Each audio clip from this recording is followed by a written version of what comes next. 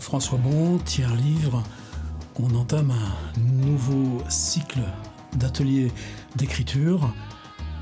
C'est pas continuer à en mettre un après l'autre, c'est l'idée que petit à petit on constitue une sorte de grande fresque, de grand puzzle, et chaque fois les outils qui vont avec, puis comme idée, à mesure qu'on affine de travailler sur cette parcelle, ce petit coin, soit du réel, soit de la tête, voire, quand on se retrouve dans le chantier personnel, la liberté est accrue.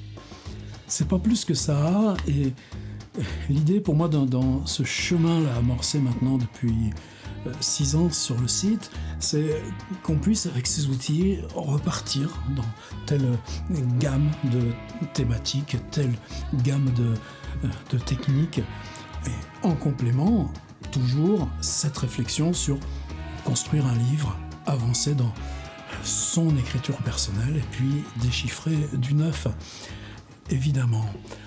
Alors, travailler pendant une dizaine de propositions sur l'idée du récit de voyage. Oh bah ouais, t'as pas été chercher loin. Bah non, on n'a pas été chercher loin, c'est là tout près. Mais justement, on n'y était pas allé. Pourtant, à mesure qu'on a travaillé tous ces outils du roman, qu'on a travaillé là plusieurs fois sur, par exemple, le carnet pendant 40 jours d'affilée, qu'on a travaillé aussi sur l'univers des photographies, c'est toujours là le lointain, et un lointain qui aussitôt se divise, comme s'il y avait toujours deux versants symétriques, et puis que c'était justement la frontière, l'impalpable, ce qu'il y a juste entre les deux, dont il fallait se saisir. Et que ces deux versants, c'était, par le souvenir et l'expérience, ce qu'on a traversé dans un autre temps, dans un autre espace, mais qui nous fonde là, dans maintenant de l'écriture, et puis ce qu'on ressasse et ce qu'on invente, et en tout cas ce que l'imaginaire fabrique à distance de temps, à distance d'espace, de réel hors de notre propre expérience pour fabriquer l'écriture. Là, peut-être que je suis un peu langue de bois. Probablement que si on reste 3 mois à cet endroit-là, on sera plus dans la langue de bois. Prenez Henri Michaud. Équateur, voyage qu'il a effectué réellement. Un barbare en Asie, voyage qu'il a effectué. Monsieur Plume, oui, il y a eu un séjour au Maroc, mais là, ça n'a plus marché tellement. Ensuite, voyage en Grande Carabagne, ailleurs, les Ziziviniki, les Émanglons. Mais il l'a fait ça, ce voyage ? Non, on est dans une part imaginaire. Et tout d'un coup, on se dit que ça, peut-être, cette frontière et cet impalpable, justement, est-ce que c'est pas aussi une clé encore plus forte que sur la question d'aller chercher l'expérience de temps et de spatialité par la mémoire, le souvenir, de s'approprier sa propre histoire, ce qui travaille de toute façon à l'intérieur de tous nos précédents cycles, d'aller se risquer d'une autre façon, vers ou dans l'imaginaire. Et ce qui me retenait, c'était toujours cette idée justement que le récit de voyage avait à passer par l'expérience. Donc on restait dans une figure conventionnelle de l'écriture, et on a tous et toutes, chacun à regagner sur qu'est-ce qu'on réinvente de soi en réécrivant l'ancien voyage. Et la plupart des récits de voyage qui nous marquent, qui sont autour de nous, notre bagage littéraire, ils sont écrits à distance. Peut-être que le plus haut d'entre eux, c'est le livre des merveilles attribué à Marco Polo, mais transmis par ce type de langue française de l'époque, enfermé avec lui en prison à Gênes, qui sous sa dictée compose un récit qui ensuite sera réapproprié, remultiplié par la langue italienne et deviendra le livre dit de Marco Polo. Et puis cette question d'un voyage imaginaire, qu'est-ce qu'on en est lesté ? depuis l'enfance aussi. Il prenait Gulliver. Mais se risquer dans l'imaginaire sans perdre cet ancrage. Et c'est là où m'est venue petit à petit cette espèce de sensation d'intuition. Alors au départ, on porte ça en soi comme un objet étranger. Et si tu gardais cette opposition entre les deux, c'est-à-dire que petit à petit se dire, bon, on a fait tellement de bêtises ensemble qu'on peut bien en faire une de plus, que l'idée, ce serait de travailler non pas sur un cycle d'écriture, mais un cycle qui serait double, un cycle qui serait divisé, qui porterait en lui, de ce début, là, aujourd'hui, dans le prologue, jusque tout au bout, la possibilité de se diviser en 2 livres, de travailler sans cesse l'un par l'autre. C'est-à-dire que chaque semaine, pour chacune des propositions que je vais m'efforcer de construire, et je crois que c'est très rare que je m'embarque dans un cycle comme ça, avec si peu là, de préparation. Je sais, ils sont là les livres, ils sont partout autour, mais qu'est-ce qu'on va en faire et qu'est-ce qu'on va aller piocher d'une semaine l'autre? Peut-être que c'est ça que j'ai appris petit à petit. C'est les textes publiés sur le blog qui me le donne, qui me la donne, cette possibilité de rejouer une fois encore. Mais en tout cas, ce principe-là, j'ai envie de l'essayer. Alors évidemment, pour les participantes et participants, est-ce que c'est double peine? Tu vas écrire 2 textes à chaque fois? Je ne sais pas comment ça va se combiner. Peut-être des fois, tu auras envie de n'en écrire qu'un des 2, de ce côté-ci, de ce côté-là, mais ce serait dommage.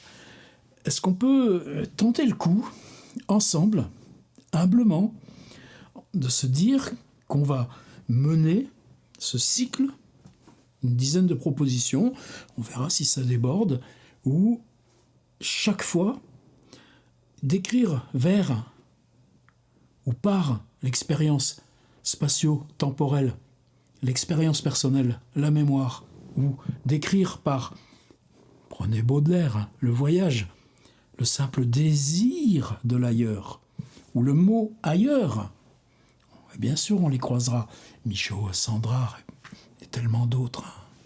Est-ce que c'est le travail sur l'ailleurs par l'imaginaire qui va donner sa pleine dimension à l'expérience spatio-temporelle dans le passé qu'on va s'efforcer de construire, ou le contraire? Je ne sais pas, mais on va prendre le temps. Mais chaque fois, la publication, ce sera 2 textes. Alors là, pour le prologue, ça va être une exception. Mais le prologue, chaque fois, ça sert à quoi? Ça sert à ouvrir, ça sert à ce que sur le blog, moi, je puisse savoir qui participe, faire mon index auteur, que chacun prenne aussi ses repères. Toujours bienvenue pour celles et ceux qui nous rejoignent pour ce cycle, apprendre à maîtriser l'outil. Il y a besoin d'un prologue pour lancer, trouver cette grande inertie, prononcer aussi des mots. Et là, pour le prologue, pour moi, ce sera ça. Être dans l'incantation, être dans la liste, dans l'accumulation, pas tant que ça, c'est pas ça tellement qui m'intéresse. Mais l'incantation, oui. Qu'est-ce qu'on peut associer comme incantation à l'idée de voyage? Pour l'enfant amoureux de cartes et d'estampes, l'univers est égal à son vaste appétit, etc. Relisez-le, le voyage de Baudelaire. Est-ce qu'il y a des noms propres de pays? Je crois pas. Si, dans le dernier vers, au fond de l'inconnu, pour trouver du nouveau, ça en fait ça. Mais cette question-là de l'incantation, par exemple, je relisais Amer de Saint John Perse. Et là, il y a une incantation. Ô mère de Baal, ô mère de Mamnon.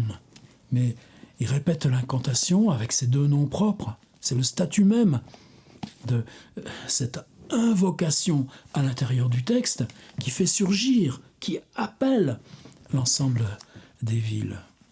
Alors est-ce que chacun à l'intérieur de nous, on n'en dispose pas? Alors je dis ville, ça va être un enjeu aussi. Les rivages perdus, le nom des îles, les toponymes de ces sommets arides ou tout ça, évidemment, on va quitter.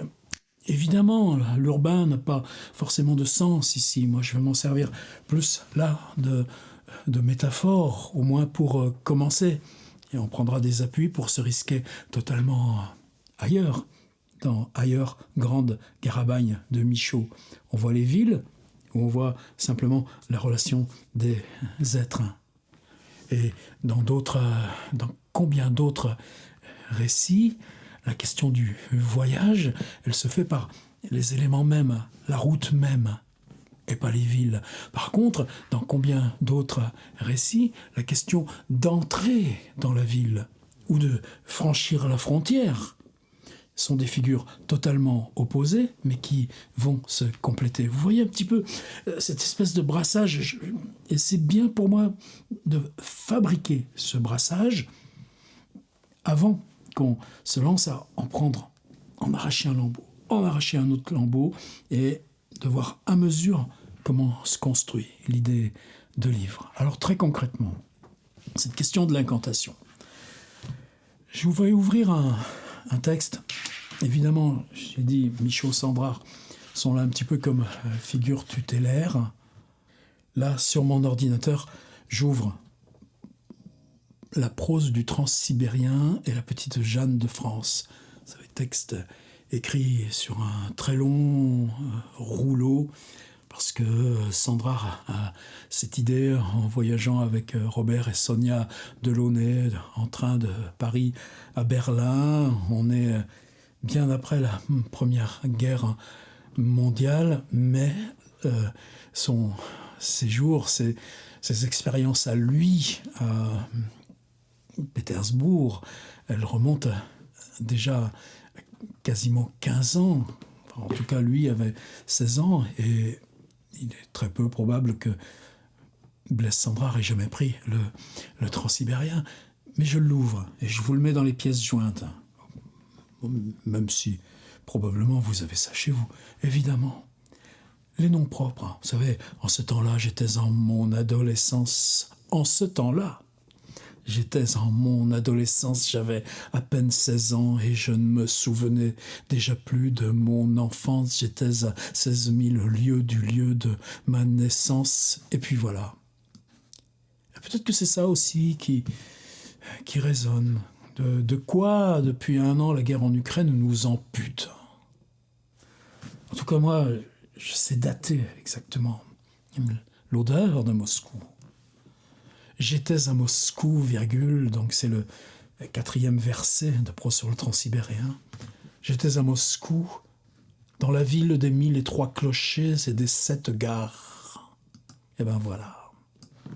J'étais à Moscou, dans la ville des 1003 clochers et des 7 gares. C'est ça que je voudrais vous proposer comme prologue. Alors, j'étais à... Je vais vous reparler de Chamoiseau et comment on peut le détourner. Ça peut être tout simplement, de Moscou, la ville des 1003 clochers et des 7 gares. Mais si vous avez envie... Alors, peut-être que si je travaillais là, en lycée, en collège, bon, c'est fini, je fais plus ça. C'est une espèce... C'est pour ça aussi le trouble en ce moment, le passage à vide. Il n'y a plus pour moi expérience directe de l'atelier. Il n'y a plus expérience de terrain, et c'est une espèce de contrat avec soi-même. C'est pas à 70 balais qu'on va continuer à travailler avec des moins de 20 ans. Peut-être qu'en collège, voire en primaire, j'ai fait des ateliers géniaux en CE2. J'étais à... Et là, vous faites décliner toute la liste et vous passez en revue. J'étais à... virgule, dans la ville de... J'étais à... dans la... Voilà, ça y est, vous avez compris. Et j'ai même plus besoin de Chamoiseau. On va rester sur Sandrard. J'étais à... Il y a du je, il y a une assignation de réel. J'étais à... Vous voyez, c'est ça qui est dingue dans ces cycles d'atelier. Toi, tu penses à un truc, puis ça fait 3 jours que j'y pense, puis depuis 3 jours, tu te dis, mais vas-y, enregistre-le, puis non, tu sens que c'est pas prêt, puis là, on est samedi, je sais que je veux poster la vidéo demain, donc tu le fais quand même, puis tu as sorti ton chamoiseau, tu as bien préparé tout ce que tu voulais faire, Et puis ça y est, on le trouve en cours de route. Tout à l'heure, je lisais André Chénier.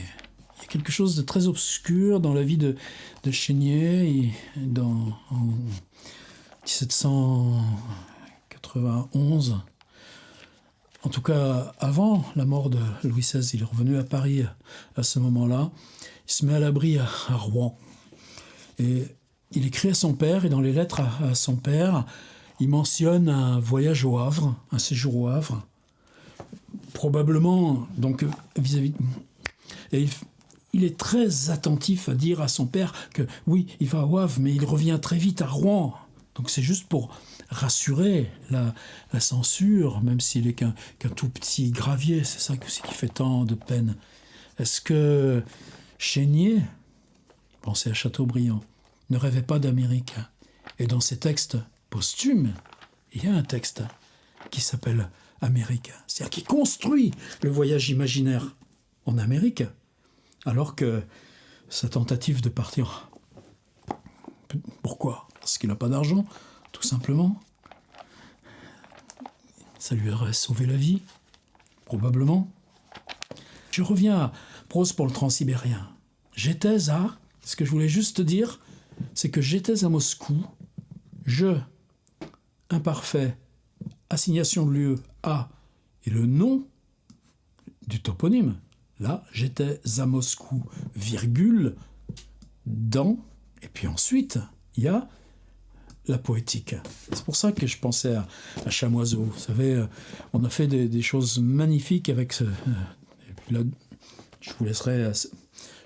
juste dans le lien de la vidéo, vous savez, tout ce qui trame se écrire en pays dominé avec de Chester Himes, dans les nuits de son lieu, aller sans maître, en gaieté, horreur, vérité et beauté, de Rabelais, le rire à tes côtés comme un mystère se dépasse comme un mystère te dépassant immense dans une quête assoiffée de Tagore et dans le désastre. D'ailleurs, le dans est aussi prégnant que chez Sandrard. Donc, dans Écrire en pays dominé, il suffit que vous cherchiez sur tiers-livre Sentimentèque et vous verrez tout ce qu'on a pu travailler à partir de cette proposition. Et pour moi, c'est quelque chose de toujours actif. Et on le travaillait avec... En quoi la littérature n'assigne pas de... Moi, je ne suis pas écrivain du Poitou, et Chamoiseau, il n'est pas non plus écrivain Antilles. C'est pas vrai. Et cette Sentimentèque explose la détermination d'une littérature cantonnée. Mais justement, là, je l'enlève là, mais ça pourrait être de Moscou, virgule, la ville des 1003 clochers, ou de Moscou, virgule, dans la ville des 1003 clochers. Vous voyez, cette fugue trouant la continuité d'un récit qui est aussi un récit de voyage. C'est arpenter dans l'île. Et c'est petit, une île. C'est quelque chose qui m'avait... Je me souviens d'une fois, c'était un stage d'une semaine. Je m'excuse hein, si vous n'êtes pas habitué à ces ateliers. Ouais, il y a ce truc, c'est une recherche en temps réel. Et pour moi, c'est à ce niveau-là que s'établissent les vraies passerelles. C'était il y a déjà bien longtemps. Il y avait encore des IUFM, Institut de formation des maîtres. Vous vous rendez compte ? On l'a fait 2 années de suite, c'était avec des enseignants qui venaient de toute la Martinique, depuis même tout au sud, il fallait où ils prennent les bateaux. Et à la fin, le dernier après-midi, Patrick Chamoiseau était venu. L'année suivante, on avait fait la même chose avec Raphaël Confiant et on avait fait un échange là, directement à partir des textes. Je me souviens de Patrick racontant que lui, ses souvenirs d'enfance, ce qu'il apercevait du bord là, de l'île et la vue sur mer, ce qui nous paraît, nous, une espèce d'allégorie du voyage. Pour nous, là, continentaux, ben pour lui, c'était l'île prison, plus cette route noire qui venait d'Afrique. Et là, l'errance spatial, le voyage, c'est de marcher dans l'île qui devient... on ne rejoindra jamais la destination, puisque c'est son grand-père qu'il cherche et qu'il n'atteindra plus jamais, puisque c'est une quête posthume, mais c'est aussi une quête géographique, chemin après chemin. Et c'est là qu'interviennent ces espèces de paragraphes géniaux de l'Ezama Lima. Les mélanges surabondants dans les cercles de connaissances se détachent des signes et des taches de lettres. D'Antonin Artaud, contre le passif entendement, la secousse violente du total, là où la parole s'épuise sous les gestes, le son, le signe, le silence nouveau, l'emblème obscur et sans fin du symbole. Donc vous voyez, là, on a 2 passages plutôt longs, mais chaque fois, elle est là, la scansion, l'invocation. Et c'est là où moi je voulais. Les noms, les toponymes, de la ville au loin, du pays au loin, et qu'on soit, je vais y revenir, dans une double incantation. Je continue sur Prose pour le transsibérien. 4e verset, j'étais à Moscou, dans la ville des 1003 clochers et des 7 gares. C'est ça qui m'intéresse. Ensuite, et je n'avais pas assez des 7 gares et des 1003 tours, car mon adolescence était si ardente et si folle, vous le connaissez par cœur, comme moi, le texte. Et puis, continuons, on est 10 versets plus loin, avec les grandes amandes des cathédrales toutes blanches et l'or mielleux des cloches. Un vieux moine me lisait la légende de Novgorod. Continuons, pourtant j'étais fort mauvais poète, je ne savais pas aller jusqu'au bout, j'avais faim, ça renvoie à ces Pâques à New York, qui serait évidemment postérieur.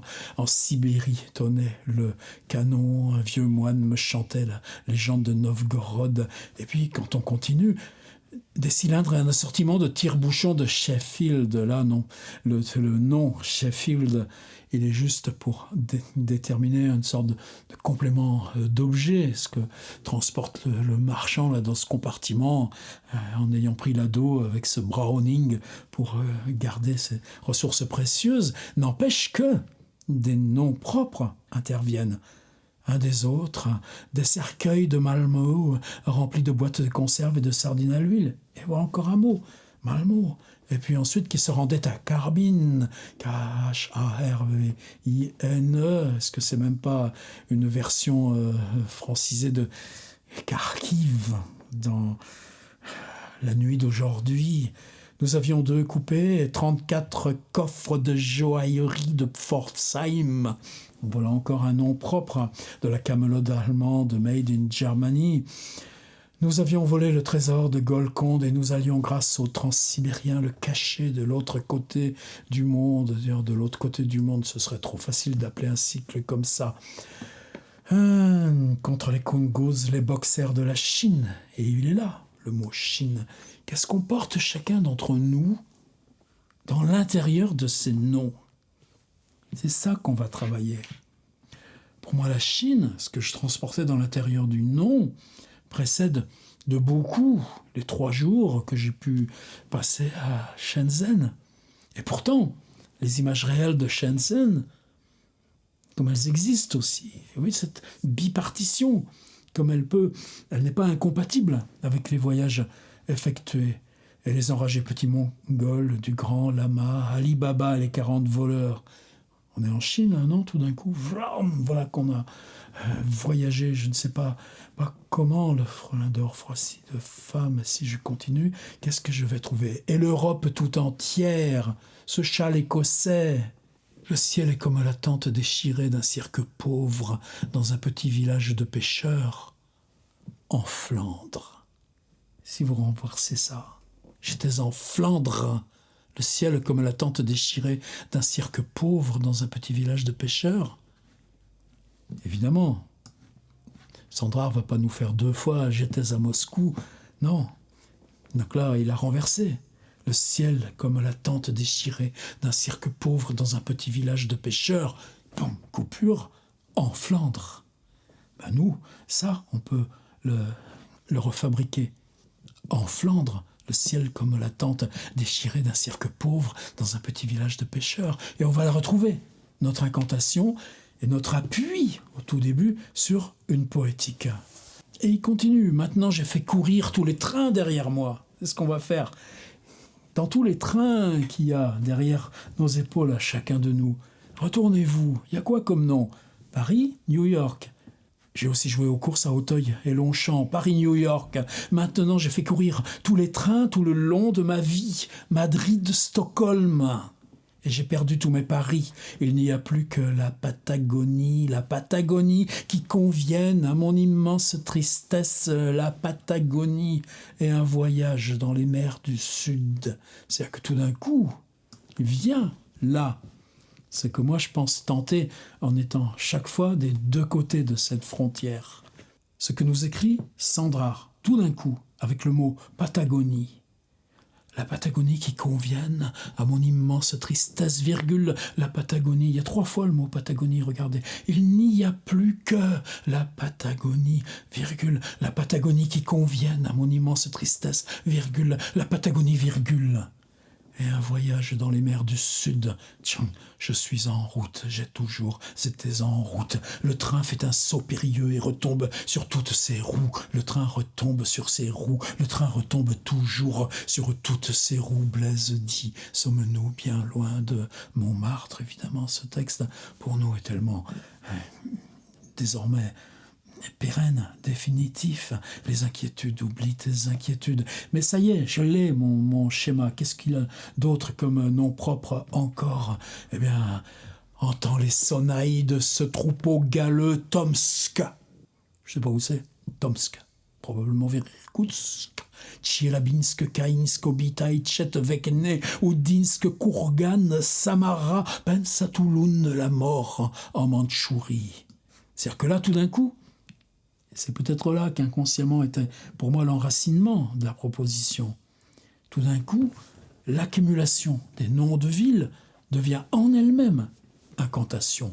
Oui, nous le sommes, tous les boucs émissaires ont crevé dans ce désert. Entends les sonnailles de ce troupeau galeux. Tomsk, Tcheliabinsk, Kainsk, Obitai, Tchetverkne, Oudinsk, Kourgan, Samara.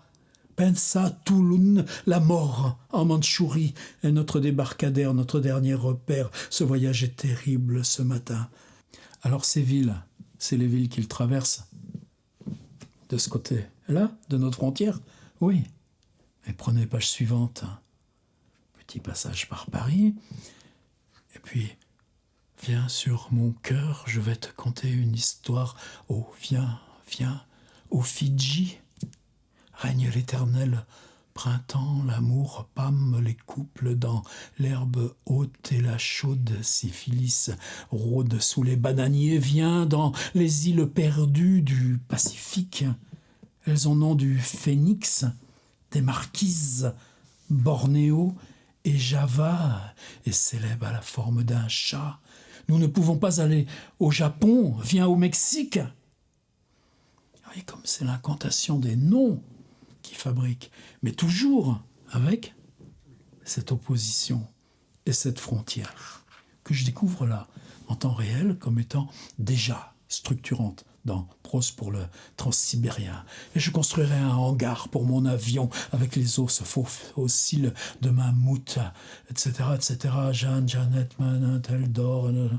Et à Oufa, le visage ensanglanté du canonnier, le cadran bêtement lumineux de Grodno, l'heure de Paris, l'heure de Berlin, l'heure de Saint-Pétersbourg. Donc ça aussi, ça pourrait être quelque chose comme tout à l'heure, j'ai dit, bon, si c'est Chamoiseau, c'est de Moscou, ville, mais lui, c'est j'étais à... Mais prenez aussi l'heure de Paris, l'heure de Berlin, l'heure de Saint-Pétersbourg et l'heure de toutes les gares. Et à Oufa, le visage ensanglanté, et le cadran bêtement lumineux de Grodno et l'avance perpétuelle du train. Tous les matins, on met les montres à l'heure.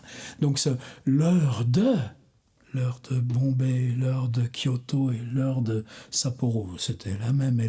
Et là encore, on a une formule qui peut amorcer une récurrence pour l'accumulation. Les carillons rouillés de Bruges, la morte, les sonneries électriques de la bibliothèque de New York, les campagnes de Venise, les cloches de Moscou, l'horloge de la Porte Rouge, etc., etc. Je crois que j'en ai assez. Et je suis content. On va ouvrir ce cycle, donc, avec Prose pour le transsibérien. Je résume ce que je vous demande. Et c'est pas fini, hein, les noms propres, là, comme nous approchions de la Mongolie, à Talga, 100 000 blessés agonisaient faute de soins. J'ai visité les hôpitaux de Krasnoïarsk et à Kilork. Nous avons croisé un long convoi de soldats fous. J'ai vu comme ça parle d'aujourd'hui, ce texte. À Tchita, nous eûmes quelques jours de répit. Mais dans Prose pour le transsibérien, donc que je vous invite là à relire, et c'est en pièce jointe si vous ne l'avez pas, décidément, résolument, cette frontière entre la Patagonie, le Japon et tant d'autres voyages qui sont rêvés, les îles Marquises, et puis de l'autre côté, l'expérience immédiate, puisque lui, même si c'est 15 ans après, il invente un voyage qu'il aurait pu faire. Donc vous voyez, de toute façon, le statut de la réalité est immensément complexe dans les deux cas. Mais on va les forcer à se révéler l'un par l'autre. Même chez nous. Est-ce que vous vous en souvenez de la fin du Transsibérien de Sandrard ? Paris,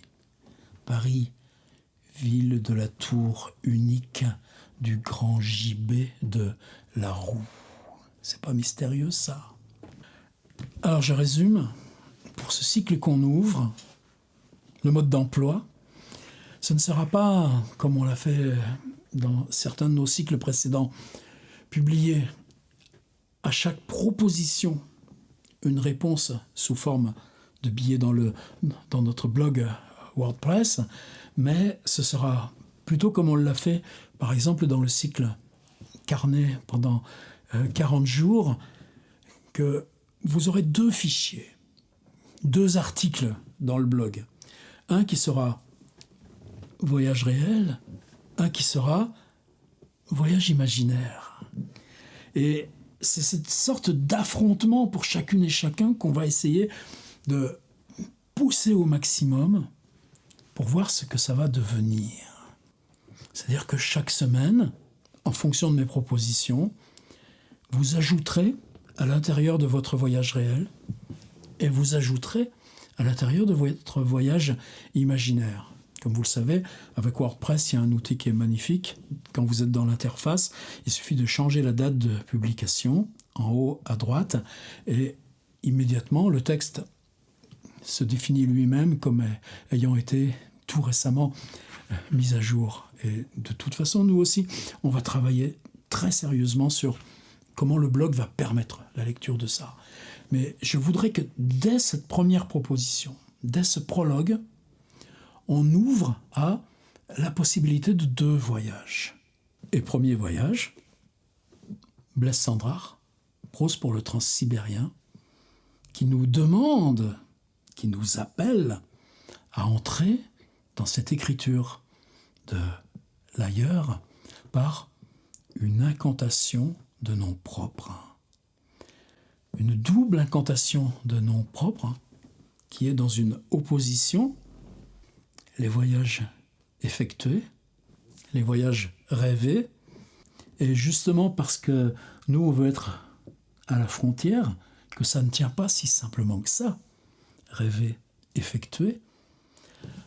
Et si moi je vous proposais presque là, en post-scriptum, au moment de clore cette première proposition, prologue, que dans votre incantation des voyages effectués, vous en mettiez un qui soit des voyages rêvés.